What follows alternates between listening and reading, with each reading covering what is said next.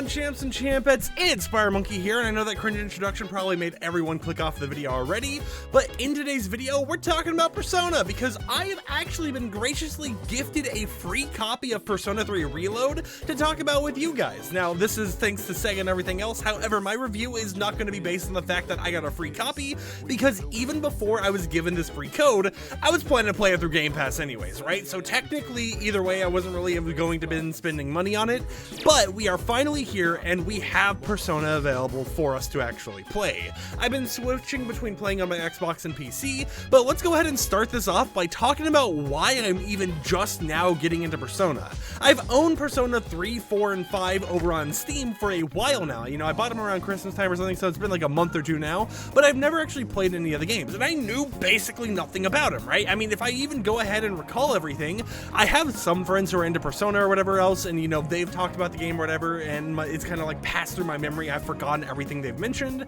and the only time I've ever even seen anything I remembered about the game was the fact that when you're actually going about, you know, having relationships or something, you were able to actually get a situation where you had a relationship with like every character, and they got together one day and found out and confronted you about that actual relationship going on. But other than that, that's like all I know, right? The only other thing I know is that there was one person who would sit there on my Discord server years ago and would just talk about Adachi all the time. I'm playing Persona 3, I don't even know who Adachi is. Does Adachi even exist? Or maybe is that a completely different game or something? I've got no clue, but he would not stop talking about Adachi this, Adachi that, non-stop. So that was like my only exposure to the Persona world, right? So why am I now actually going ahead and playing it? Well, Alex, one of my friends, told me that I should go ahead and play it and stream it. Considering the fact that I know absolutely nothing about the game, it would be an interesting experience for him to at least watch. And I thought about it, I was like, yeah, I don't really like doing streams too often. You guys already know they're very, very rare on this channel, but maybe I'll go ahead and preload it. And then he sent me a link to go ahead and apply for a potential free copy of the game to go ahead and use for videos, and I ended up actually getting approved for it. That's right, I was given a free code for a game that I got peer pressured into playing and actually installing on my computer due to a few friends. And now here I am, currently I've put a few hours into the actual game. You know, I'm not too far at all, I still have a lot of stuff I'm unaware of, but if we actually go over here to Persona, you can see we have a different set of characters going on here. We got some nice little designs, you know, some levels going on here and there. My actual character, I think, can we even show it? I don't even know if we can show the actual level of my character or anything. Yeah, right here, level 8. So I've played it a little bit now, and I have to admit, I am impressed. This game is more than just what I thought it was, right? Because if we can pay attention to what I thought this game was,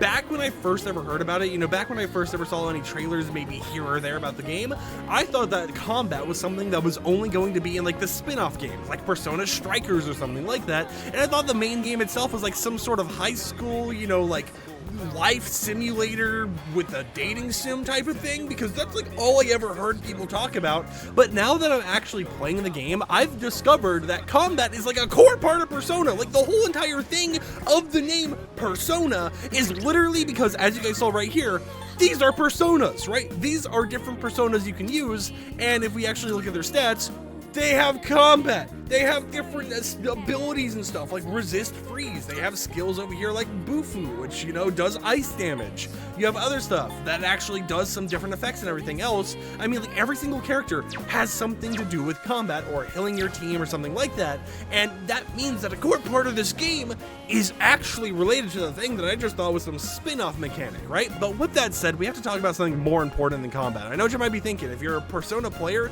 you might be like, what do you mean more important? Combat's like the main thing. Well, if we go over here, we've got a crane game, right? And I have some gripes about this crane machine, right? I am someone who loves crane machines. I love them in real life. I love them everywhere else. And I loved going ahead and playing Yakuza and using the crane machines in that game. However, I was so excited to do this crane machine right here. I spent the 200 yen and I found out you don't play the machine. You don't do anything with the machine. What you do is you spend the yen to basically RNG the machine to figure out, did I win? Did I not win? It's a numbers game, right? And it's like, they know this because they give you the option to literally play until you win. As you can see right here, give it a try or play until you win a prize. So I have 10,000 yen right on my account right now. We're gonna play until we win a prize. And let's see what actually happens here, because I wish I could go ahead and move it around, right? And I gotta be honest, this main character is a little dumb. Maybe I'm the dumb one here with what I'm about to say, but as you can see, there's a little exit part on the right side, exit part on the left side. We actually got the prize. Wow, that's the first time I've actually had the prize drop like that. But what I was going to mention here is the fact that you're sitting here watching the main character play, right? But if you look at the crane machine, there's prizes in the front. You've got some boxes in the back, of course, but there's prizes in the front. So why would you go ahead and try scooting it in between to get a prize that is hidden by a pillar of other prizes? Like, go ahead, move the claw machine to the front of the actual machine here, and knock them over to the left. You could probably get 2 or 3 prizes for the price of 1, but no! The character thinks it's so important for him to go ahead over here and try winning a prize in this certain way where he's trying to go and be extra in between everything else. Oh, we can see right here that I actually didn't get it because I played 1 time or something. I played 5 times here because I did the whole play until I win thing, and it cost me 1,000 yen. So that is something interesting to see, right? You know, they got the whole entire mechanic in place, but what is the point of that item I won? Does it do anything, or did I just get something for the sake of getting something? Materials and valuables, don't see anything. Jack Frost doll. A doll in the likeness of an adorable mascot might please someone. Oh no, don't tell me I can gift character stuff in this game. About to have a fully blown, like, relationship simulator game going on out here or something. But you know, like I said, you know, the crane machines are cool or whatever else, but there's a lot of stuff going on in the game that I really wasn't expecting as a first-time Persona player that's definitely made me very interested in it. And what I'm going to say about how everything's been kind of working here and how the whole entire game is developed is the fact that now that I've actually been able to experience it and play it a little bit, I want to go through, I want to beat Persona 3 Reload, assuming you can beat it, and I want to go ahead and play the other Persona games. I know that they have like some spin-off dancing game or whatever else, and maybe I'll play those as well in the future, but I definitely think that as I'm now in a spot where I've started to understand what's actually going on in the game and everything else, I am very interested in the world. And I mean, you know, when I woke up this morning, I was like, you know, I already got my YouTube videos for the other channel planned out, so you know what if I just go ahead and just play some Persona, you know, just sit back, relax, and play the game a bit. And that's basically been my entire morning, is playing this game. Now, of course, since a core part of the game is combat, I can't go ahead and just sit here and be like, hey guys, look at the crane machine and call it a day there. We have to actually do some combat. So I'm going to go here to floor 11 where we have a boss I have not defeated yet, and we're going to see if I can actually do this type of combat in game right now and defeat a boss, so you guys get a little bit of the actual gameplay. Now, I have no clue what that middle thing is. I know the left and right ones are annoying when I first met them because you have to actually use different attacks to figure out if they're weak, they're strong, or if it's in the middle against them.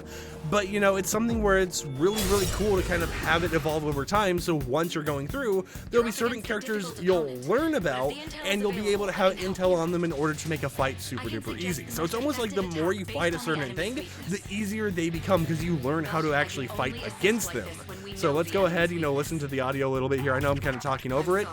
But until you can get more information. Yeah, you'll be on your own. Yeah, it's like you have to literally get more information. Press F for an assist. The attack most effective against the enemy will be automatically selected. It works as a shortcut to select. I didn't know that. Wait, so if I press F right here, right? You can go for a weakness. Okay, yeah, you see how it automatically targeted these over there because we knew they were weak? That is kind of one of the things you gotta keep in mind with this game as you start fighting them and as you learn more about each of the characters, is you can learn the weaknesses for them and get more attempts to actually fight them without them being able to attack you back. But as you can see right here, this character's got a question mark, right? If we go ahead and press Q to analyze, all of the things are question marks. That's because we don't know its attack type or anything, and the only way to figure out is to basically screw around and find out. As you can see, that attack didn't really do too much craziness to it. We could go ahead and do like a fire attack, see if that's good against this character at all. Yep, you see resist, so it means that it's very poor against the character, but it really is just sit here and do attacks over and over and over and over again until you find out what does and doesn't work against these characters. And Jesus, that did a bit of damage. Don't kill my characters. Okay, that was a different character. We're kind of in the safe area there. You don't kill my character though. Don't do it. Good enemy. That's a good enemy right there.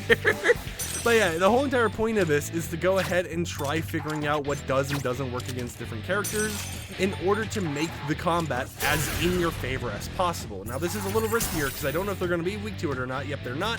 So now we have to kind of keep going through here and just hope and pray for the best that one of these ends up making it knocked out due to being them weak against it. But we're not really having the most luck. Please. I have like nothing else to throw at you. You better be, yeah, that's what I'm talking about. Weak to that. So now what we can go ahead and do here is, wait, can we not? Can we not attack? Wait, hold on. Why is it not saying weak against? You do have, oh, wait, I know why. We have to switch over here, and now we can get all of them weak in one move. We can go ahead and defeat these enemies on this floor and continue onwards, just demolishing everything. So once you have every enemy weakened and they're in this stunned state, you can go ahead and do an all-out attack right here, which also gives you the option to not do it, but I don't know why you wouldn't want to do an all-out attack. And just boom, like that. Wiped out the whole entire floor, or not. Okay, we still got the big boy right there, but he can't get up because he's been damaged and dazed. So let's just go ahead and use this as an opportunity to potentially, no, we'll just go ahead and attack him. This is what we gotta do here. But as I've been playing the game and learning more about it, I really gotta admit, this just kind of gives me vibes of like, if you had some type of turn-based combat game, right? But you gave Persona the like Pokemon effect, where the personas you have and collect as your main character in this game are like Pokemon, right? You can use them or you can use your own combat as well. So it's almost like advanced Pokemon in a way. And I probably made someone cringe. If it did, I apologize. But that's just the best way I found in my mind to wrap around this game and how it really works and how everything else is actually functioning in it. But man, am I having fun. Like, I'm gonna be completely honest, there might be some videos in the future. Okay, I thought they were gonna have actual voice acted dialogue, but you know, I think there might be some games in the future that I end up just recording audio of over top of gameplay, and I'll just be playing Persona 3 Reload, or Persona 4, or Persona 5, whatever game that I'm currently playing at the time, because just like the Yakuza franchise, or Like a Dragon, whatever you want to call it, these games are like honestly really captivating for being a single player experience, and it's almost like Sega is the only company I can find nowadays that is really hitting it out of the park, right? You know, obviously this is not made by Sega or whatever else. The only Sega part of Persona 3 Reload is the fact that I'm pretty sure it's published by them. Yeah, they're the publisher of this and they're the publisher of, you know, Yakuza or Like a Dragon, but they're really good at picking franchises that are just like really compelling and I stick with, right? Because, you know, I love Yakuza, that's published by Sega, you know, it's made by RGG Games. We have this right here, published by Sega, and it's made by Atlas, if I remember correctly, and both of those games captivate me so much, so I might end up just becoming a Sega fanboy. You know, I might have to go ahead and just start wearing Sonic merch in the background of my videos or whatever, wearing Persona merch. You know, I gotta get the Gojo, or not Gojo, why am I talking about, whoa, I don't know where that Gojo thing came from. I meant to say Goro Majima's little eye patch thing from Yakuza, but you know, I guess I'm gonna mess that up here because my mind's just boggled by the insanity of this game, and I honestly am excited to continue playing it. So, you know, thank you, Alex, for going ahead and getting me to actually finally play the franchise. I know I didn't stream the game or anything, and you know, once again, thank you Sega and everything else going on there for giving me a code for the game, but I definitely want to continue making videos on it, you know, using it for background footage or whatever else, because as someone who has never touched Persona in his life, as someone who has never even seen too much footage or whatever of this game, I didn't know it was going to have combat. I thought it was just some little high school simulator thing or whatever else, but seeing how it has all this other stuff going for it, it's honestly really fun. It's just like what I say about Yakuza. They have a lot of things in that game that are more than just, you know, a mafia crime fighting thing, right? You know, a serious mafia thing or situation or whatever else, right? Yakuza has crane machines. It's got all these mini games. It's got these other side businesses and stuff. You can run the cabaret club. And then you have stuff like Persona, where you have the main aspect of it being this combat thing, but you also have social link, which by doing the social link stuff, you know, hanging out with different characters, you can have relationships formed. You can go ahead and make it so your characters are actually stronger when you use your personas in that social link area, and it's a very cool aspect to actually see, and I'm excited to see what the lore continues building on about and how everything continues evolving as I continue to play the game. But with that said, I'm going to end this video here and play a little bit more Persona 3 Reload. Thank you Sega and everything else going on there for sending me a free code of the game, and thank you to all the friends out there who have told me about this game but never told me anything about it, to make this a fresh experience in my mind where I'm sitting here and I'm like, what the hell is Persona even about? But until next time, I'll catch you champs and chambettes a little bit later with another video. Peace out.